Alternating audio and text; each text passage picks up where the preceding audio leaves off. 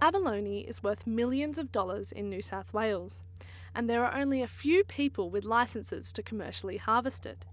But this doesn't stop others who take it illegally and sell it on the black market. And what's worse is they often take the undersized abalone. The problem with this syndicate and many others is that they're indiscriminate with the way they take the abalone. They won't just take the size abalone, they'll take all the small ones too. So basically areas of reef are just stripped of abalone, and that's one of the biggest concerns from an environmental perspective of abalone theft. Senior fisheries investigator Anthony Chen says one particular syndicate is estimated to be taking between 5 to 10 tonnes per year. This syndicate is led by an Indigenous man named Keith Nye, who was just last month sentenced to 4 years in jail for abalone theft. They sold approximately 380 kilos of abalone that had been thieved or poached from the New South Wales south coast, and they sold it to an undercover police operative. The sentence is the toughest ever to be handed down for abalone theft in New South Wales, and John Smythe, who has been commercially diving for abalone for 37 years, says the decision will deter the remaining syndicates.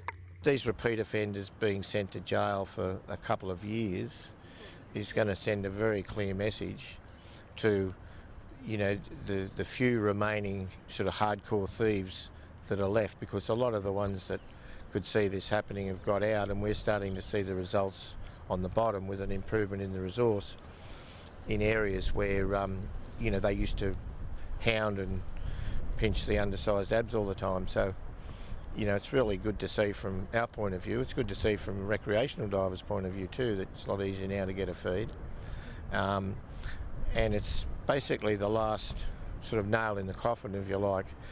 Nye sold the abalone to police officers for $20,000, when on the legitimate market it would have been valued at around $40,000. When police arrested Nye, they found in his possession 429 abalone, almost all of which were undersize. John Smythe says that the poaching of undersized abalone is particularly harmful to the fishery.